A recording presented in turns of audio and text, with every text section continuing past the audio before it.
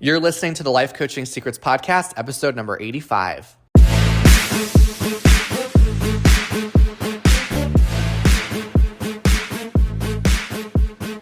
Did you know that life coaches are needed now more than ever? I'm Frank Macri, founder of Thriving Coach Academy. I've trained over 1,000 coaches and helped them launch their own successful coaching businesses. If you want to make an incredible income and impact as a coach and have a lot of fun doing it, I'll show you exactly how to get it done. This is Life Coaching Secrets. What's up, coaches? In this episode, I'm going to talk about the 8 distinctions that all life coaches must know.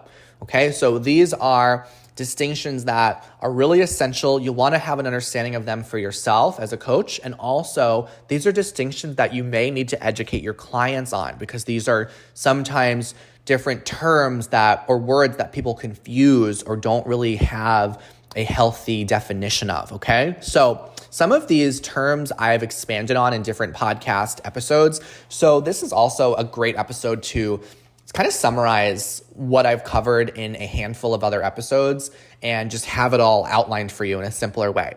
So let's just dive right in. So the first distinction that all life coaches need to know is the distinction between coaching and therapy. So of course, it is essential that you know this, but you also may need to educate people on this. And I think it's very powerful when you could talk with people about how coaching is different from therapy, because it will help a lot of people realize whether it's more appropriate for them to work with a coach versus work with a therapist. So episode 2 of this podcast, I go into a lot of depth on the difference between coaching and therapy. I'm going to give you just a big picture summary of the difference right here. So the way I like to explain it is that therapy is often what takes people from a dysfunctional state to a functional state in their life.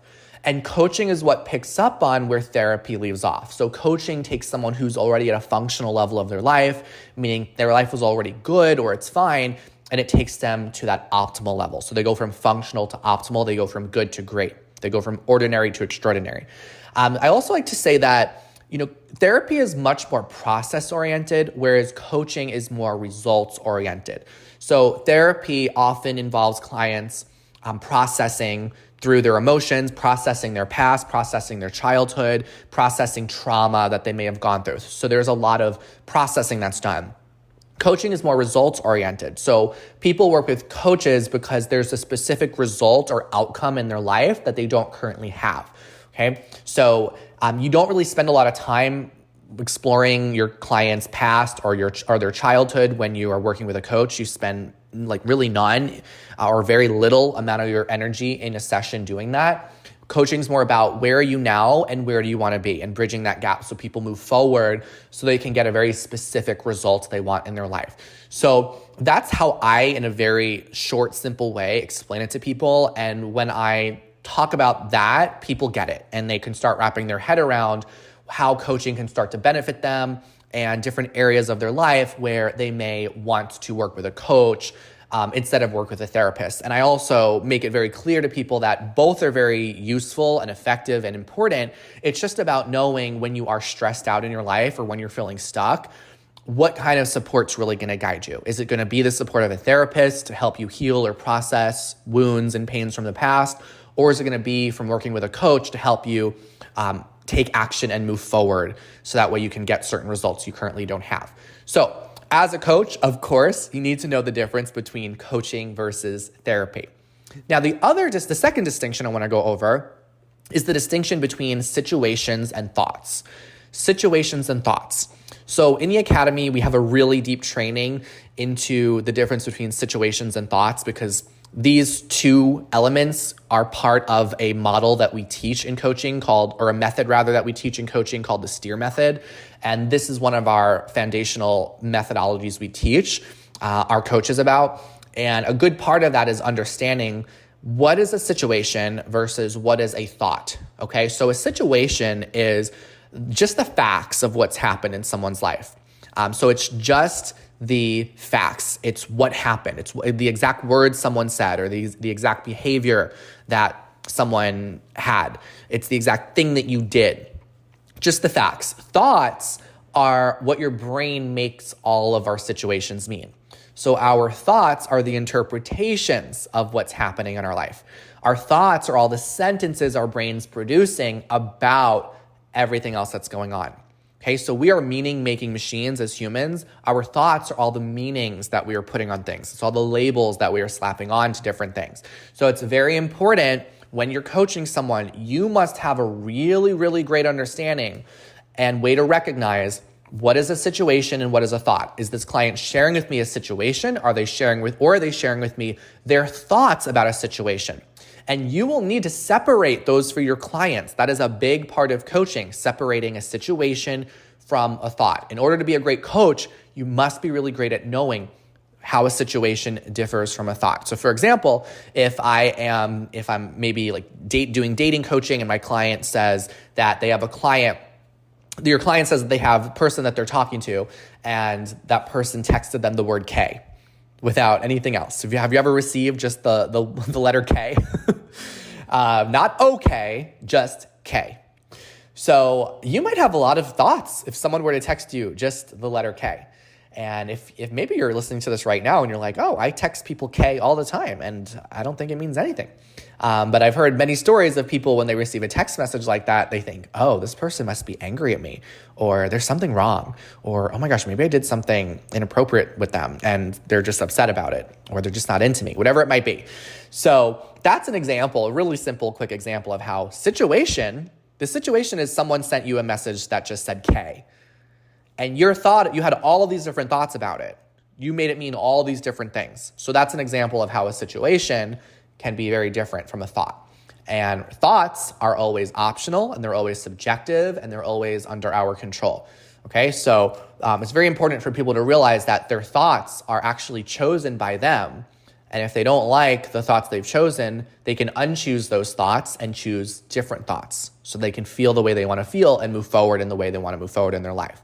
Okay, so the third distinction that you want to understand as a coach to be really effective is the difference between a passive and a productive action. So passive versus productive action. So a lot of coaches think that as a coach, they need to just help people set goals and help them create action steps in their life. And there is a lot of value in helping your clients set goals and make action steps, but not all actions are created equally. So you must know the difference between a passive versus a productive action, because you want to make sure that your clients are taking productive actions that are actually going to move them forward. So a passive action is an action that doesn't require much of you. It doesn't require much effort or energy on your part. Oftentimes, it's the things you do that keep you busy. So things that keep you busy, they fill up your calendar, but they're not actually things that are moving you any closer to getting the results that you want to have in your life. They can also be very time consuming. So we might think that we are doing a lot because it's taking up a lot of our time, but are we doing the things that are really moving our life closer? Okay.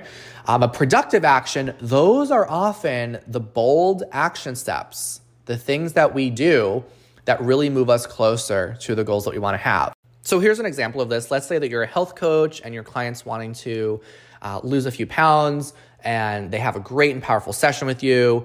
At the end of your session, you ask your client, so what do you want to do given what we talked about in this session today? What's your plan? And they say, you know what, I'm really going to meditate on my health goals, and I'm just going to really think about what I want for my body to look like, and I'm just going to reflect on the insights from this session.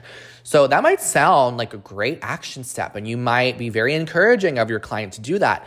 But let's look at those actions a little bit farther. They are all passive, right? They're not actually contributing much to someone's life, and they're not requiring much effort or energy.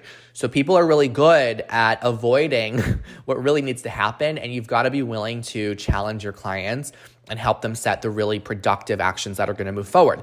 So a productive action might be your client saying, you know what, I'm going to exercise 20 minutes a day for the next week. and then check in with the client, with the coach in the next session. So that would be a much more productive action than if the client just sat around and meditated on their health goals and just reflected on what insights they had in the session. So passive actions are not necessarily bad, but make sure that if your client is wanting to do a passive action because maybe they just want to reflect and journal on what they came up with in the session, make sure they're also pairing that with a productive action that does stretch them, that does nudge them closer to getting the results they actually want. So that's the distinction between a passive versus a productive action. Now, the next distinction you want to have is kind of also in the realm of action steps.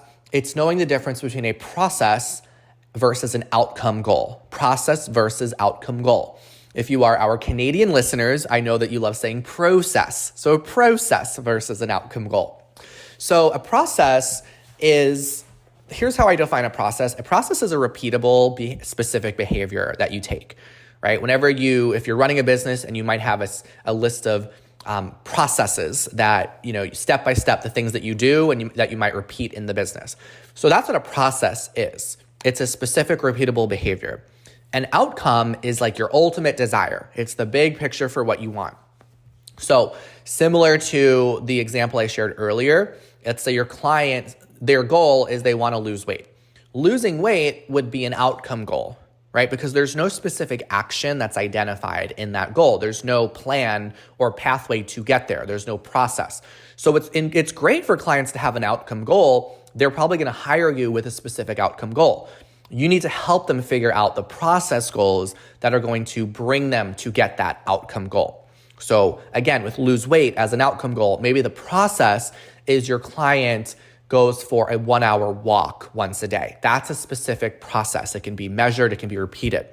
If your client is looking for help with their dating life and maybe their outcome is to find a lover, that's an outcome, right? There's no plan or process in place.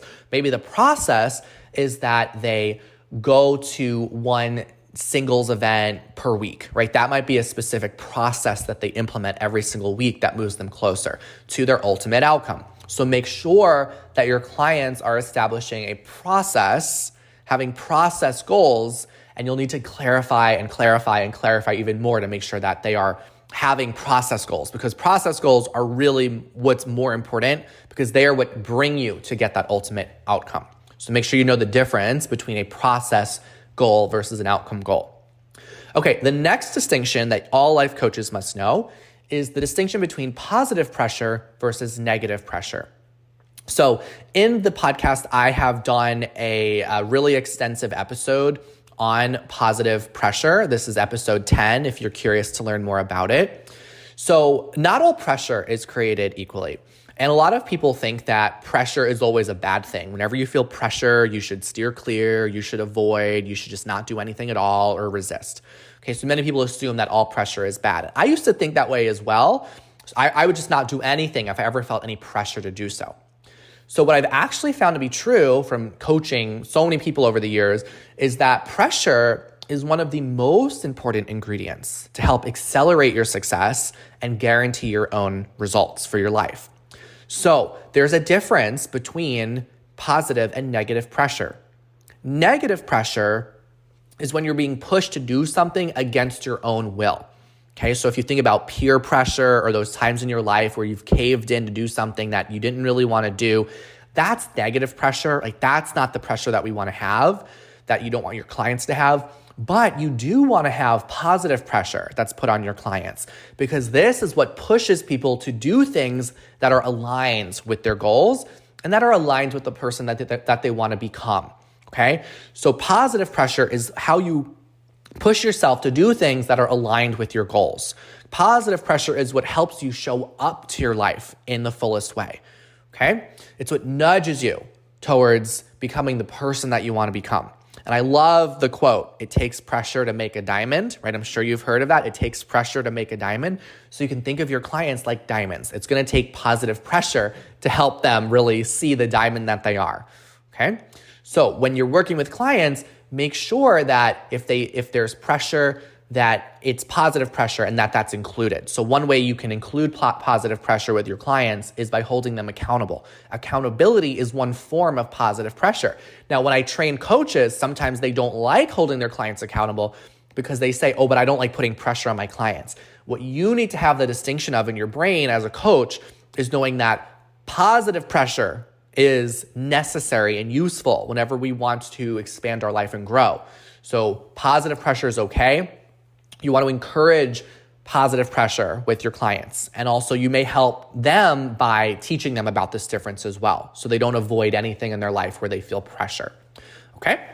So the next distinction is good failure versus bad failure. Okay, good failure versus bad failure. So a lot of people, when they say what they're afraid of, a lot of people say that they are afraid to fail. It's like the most terrible thing that they could ever imagine happening in their life. So what I've found to be true is that just as there is a positive and negative pressure, there's also a good failure and a bad failure. There's a good type of failure and a bad type of failure. And you can actually deliberately choose which type of failure that you want to experience in your life, because no matter what, you are going to fail in your life. Failure is an ingredient to success. You need to fail in order to succeed. Okay, you are failing in some way in your life. You just need to figure out which flavor of failure you want to have.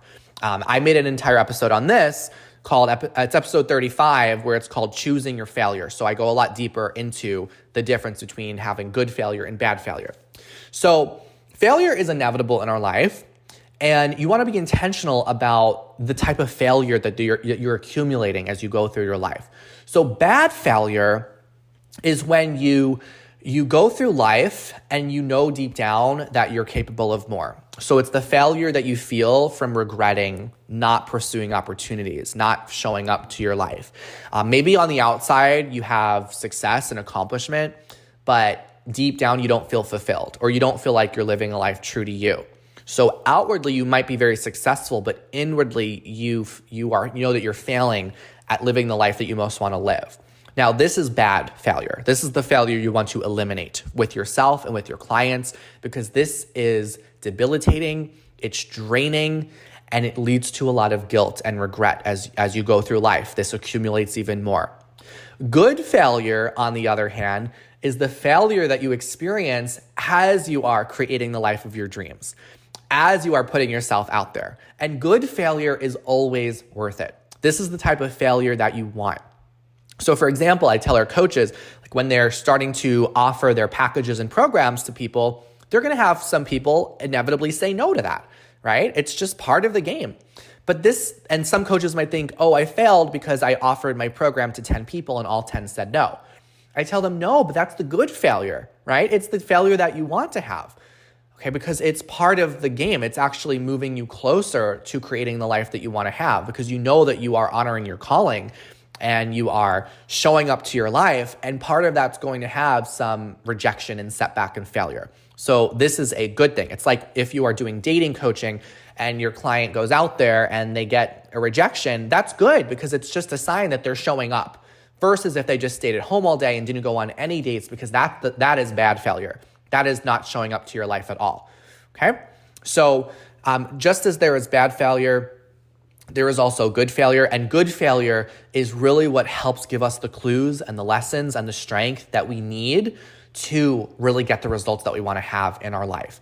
Okay, because while the good failure might be painful, that pain is always temporary, and it's nowhere near the pain that you would experience from living a life that's not true to you, and just living a life of, oh, someday, I hope I do this someday, or I'm just having these hopes and dreams, but not actually pursuing them at all.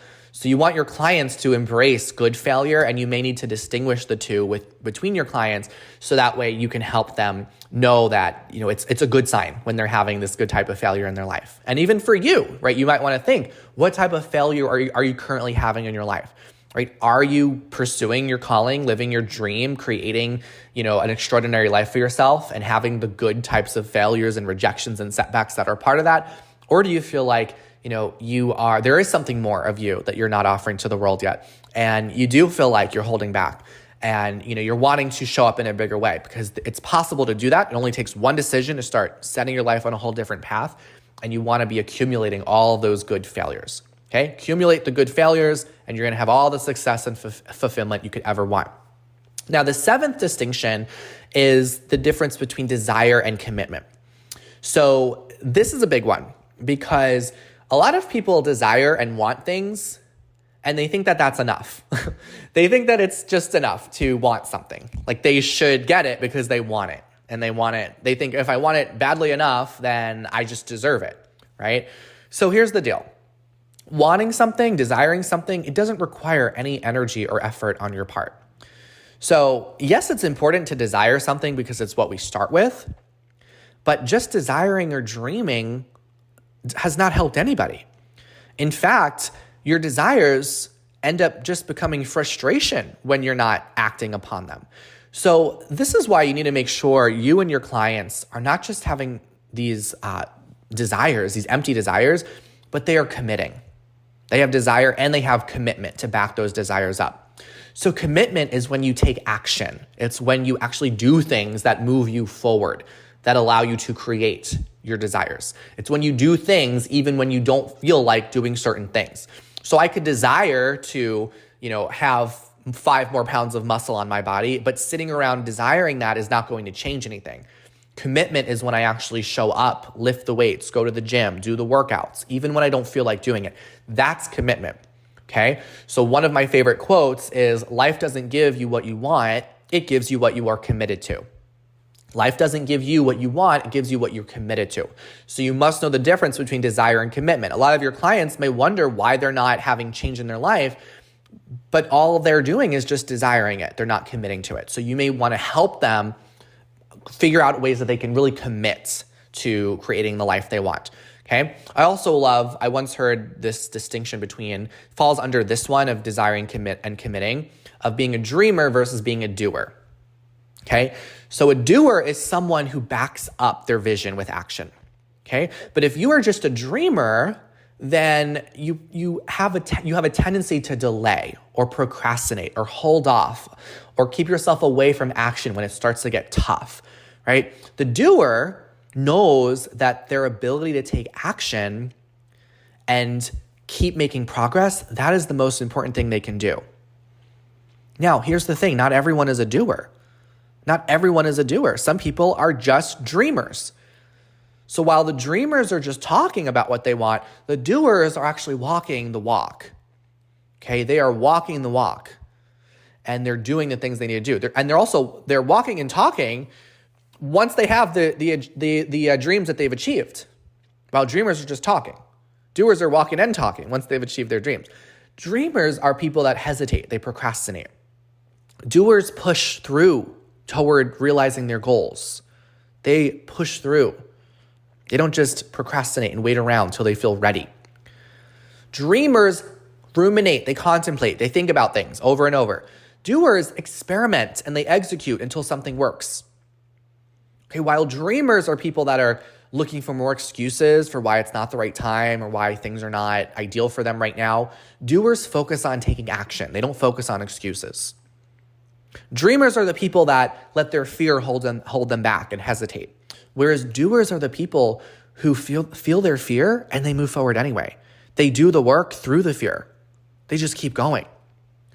Dreamers are people that they just dream about the things that they're really seeking, whereas doers focus on what it really takes to realize their dreams. I want to say that one more time. Dreamers only dream of what they seek, where doers are those who focus on what it takes to realize their dreams. Okay? So you don't want to be a dreamer, right? You don't want to be just someone who has these desires in your life. So are you a dreamer right now? Are your clients being dreamers, or are you a doer? Are your clients doers? Who do you want to be? Who would you rather be? You get to make that decision. Now, no one's entitled to getting something just because they want it. So just because you want to have an amazing body, a great relationship, and a great business, doesn't mean you're going to get it. Life doesn't give you what you want. It gives you what you're committed to. And when you commit yourself to something, life rewards you. Okay? So make sure you know that distinction. That's a really big one that you'll need to educate your clients on. And then the final distinction is knowing the difference between good debt versus bad debt. Now, this is a great distinction to know in your life, but also if you're looking to have your own business or you have it right now, right? You want to have a good, healthy relationship with money and know the difference between good versus bad debt. So I did go deeper into this in the episode called Good versus Bad Debt, episode 64. Isn't this nice? As I said earlier, this is like a good recap episode for a bunch that I've already covered in more depth. So just to give you an overview of the difference here, good debt is something that gives you an ROI. Okay, it's something that gives you a return. This might be a financial return, personal, spiritual return, right? It's something that is giving you more than what you are putting into it. Bad debt is something that does not give you a good return. Okay, so it's something that you might spend your money on, but it's not really helping you become the person you want to be or get the real results that you want to get in your life. And when we are, money is a very real part of our life and a big part of the satisfaction that we have in our life. It's part of how we navigate ourselves through the world. It's part of how we open up doors and opportunities for us by having the resources to do so. So when you are helping clients, especially around decision-making in their life, oftentimes they'll think, okay, but this is expensive. I don't know if I should invest in it, right? And they might shy away from experiences with tremendous return, but they might just be afraid of just like the investment or the number itself. So you may need to educate your clients, no matter if you're working with doing financial coaching, or really any area of coaching. You want them to understand good versus bad debt. Okay. So for example, let's say a client is wanting help with relationship coaching and they're thinking of going to a relationship workshop, and it's going to cost them $1,000 to go to that. And they're like, I don't know, I'm worried about doing that. Right? They might not see the return that they're going to get in their life from going to that relationship workshop or to that mixer event, whatever it might be. They may not see the bigger picture there. Or if it's a client that is like working on their business or they're starting a business and they're very afraid to hire a mentor or invest in a coaching program because they're afraid of the debt that might put them in. They might be missing out on the realization that they're going to get so much support through working with that coach and going through that program that they're going to get a tremendous return. So it's a good debt for them to take on. It's because it's only temporary, right? It's only going to be there temporarily because what the person they're going to become, the support they're going to get, the resources they'll get access to is going to open up so much in their life. So when it comes to your clients making decisions, you want them to have a healthy relationship with money so they can invest in things you want to accumulate good debt in your life because ultimately it comes back to you tenfold. And as an entrepreneur myself over the years, I've always found those times when I've invested in my business, that has been good debt because it's come back to me. It's opened up more possibilities in my life. So these are 8 key distinctions for you to know to be successful as a life coach. Again, these are great distinctions to know for yourself and also to share with your clients. This was a lot of fun recapping all of this and like putting it in a way where it's just laid out step by step. So which of these distinctions, I'm really curious, really stood out to you the most? Which one did you maybe not know much about before, but you are going to start remembering from this episode? I'd love to hear that. And before I go, I'm going to share a short clip with you from one of our students, because we get potential students all the time who are like, I want to hear from the coaches in Thriving Coach Academy. I want to talk to them. And I always say, well, they're busy running their businesses, so it wouldn't be fair for us to, hold them responsible to talk to every potential student we have. So that is why I include little clips so you can hear their stories and learn about how they started, how they got into it, how they became successful. So enjoy the story from one of our students, and I will see you in the next episode. My name is Tess Witten-Marsh, and I'm a mom of 2 boys, and I live in the Pacific Northwest. And I was drawn to coaching actually many years ago, about 5 years ago, because I found that in the work that I was doing, I was mentoring people, I was cheering them on, I was supporting them through difficult decisions. I think that one of the biggest setbacks for me had been that I had been living a life where I thought, well, when I make this much money and I can fully provide for my family, then I'll pursue what is really important to me, what I really feel like my purpose is. And so I was actually in quite a position this fall where I wasn't fully providing for my family. I had been struggling a little bit with some mental health, and I really was just in a position where I felt like I've got to jump all in. I've got to stop hesitating and playing small and I have to really listen to what's brewing inside of me. I think the only hesitation I had was just really kind of having the internal conversation with myself around, is this the time? Can I make this work? Is this the right thing? So I had a lot of those like initial thoughts and doubts, but what really felt like in my soul and in my gut and in my heart was so much bigger than all of those doubts. Once I got into that first module, once I was surrounded by other coaches who were working through their own doubts and their own fears, and really honoring that I was with a group of people who were on the same discovery as I am, who had similar hesitations, who are willing to put in the work, I felt really comfortable. I felt really engulfed in the process of showing up fully, playing big, impacting the lives of others, serving others. And I felt really surrounded by a community. But once module 1 was over, even within like 15-20 minutes of module 1, the sense of community and collaboration was just really profound. There's something to be said about learning the skills of coaching, but the most profound experience for me has been actually being coached through the hesitations that I have, the doubts that I have, things that are bigger than me and my coaching business, relationship with parents, relationship with partners. All of these pieces that I'm getting coached on are then influencing how I'm showing up as a coach, how I'm showing up in pursuing my business. Every chance that I get to just have support and moving forward it's been phenomenal. Being in a position where I put off pursuing coaching for so long, the biggest win that I take away from my experience so far is just the confidence that I'm building in. It's kind of like backing up this gut feeling that I've had for 5 years that I should be a coach, or that I can show up in the world in a bigger way. It feels inevitable that myself and the other students that I've come so close to are going to excel in whatever path they choose. For me, I know and have known for so long that my journey with coaching isn't just about one-on-one coaching. It's about providing content, workshops, webinars, programs, women's retreats, like the list goes on. And I really feel like what I'm learning in the academy and the support that I'm getting, it aligns with that. Frank and the instructors are asking us and almost insisting in a way that we play full out, that we dream bigger, that we think bigger. It's like exponential possibility. So for me, I appreciate that because I'm a big vision person and I am a big thinker.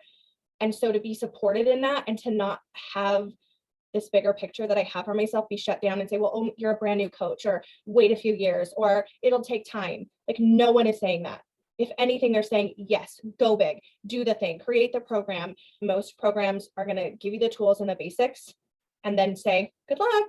And that is not what we're experiencing in the academy. It's more than I could have ever expected from the sense of building a business and pursuing the business of coaching. And I've built businesses before. I know how to do all the steps, but this is incredibly supportive towards us actually being influential in the world of coaching. If you are considering enrolling in the academy, I would hands down suggest that you take action. The academy has changed my entire perspective on what coaching is, how this can become a successful business and opportunity for me, how this can be the vehicle to living the life and pursuing other dreams that I have as a mom and a partner and a community member. And what you will receive from the academy will blow your mind and will set you up for complete success. The continuing growth and progress and intention behind the content that is given to the students, I don't think you can find that anywhere else. If you know deep down inside that you are put on this earth to serve others and to show up fully, get into the program and see for yourself how Thriving Coach Academy can completely change your perspective and your life.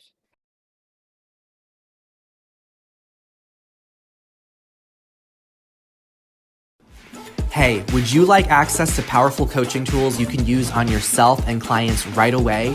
For being a listener of the podcast, I'm giving you a VIP guest pass to get a sneak peek into my coach training program. Inside, you'll learn our coaches' secret tool they use to transform their clients' lives. And you'll also get a training on how to launch a coaching business. Just head over to www.thrivingcoachacademy.com/VIP to get started. I'll see you on the inside.